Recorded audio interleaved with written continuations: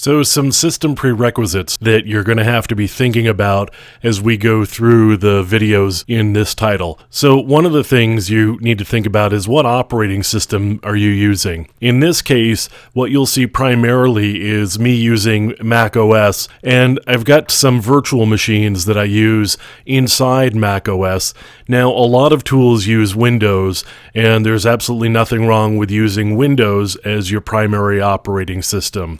For personal reasons, I happen to use Mac OS, but like I said, I use virtual machines in order to get access to Windows and use the Windows-specific tools. I also use Linux inside of a virtual machine. There are tools that are really helpful that run inside Linux primarily, or maybe even exclusively. So I use virtual machines a lot. So having an operating system that you're comfortable with and having the ability to run virtual machines in order to get access to different operating systems so you can run different tools is really helpful.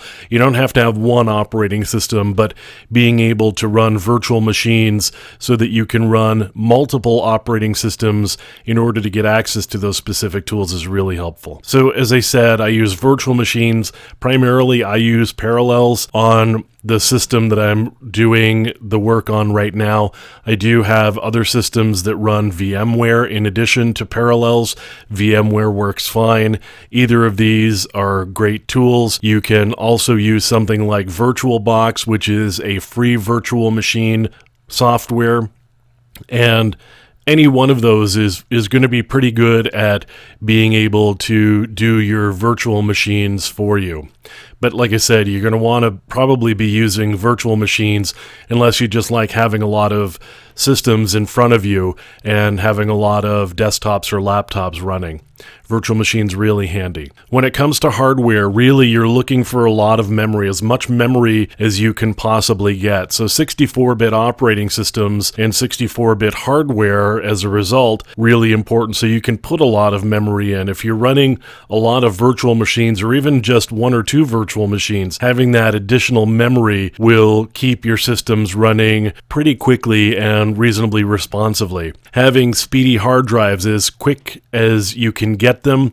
Obviously, solid-state hard drives are really fast. The downside to them is they tend to be small, which means you may not be able to store as much information in your virtual machines in addition to your primary operating system, or you may not be able to have very many virtual machines around. So getting a regular hard drive, a platter-based hard drive, mechanical hard drive that has a pretty high RPM, so 7,200 RPM is a pretty good RPM rate. So faster hard drives definitely helpful in keeping your machines responsive, particularly, as I said, when you're running multiple virtual machines at the same time as your primary operating system.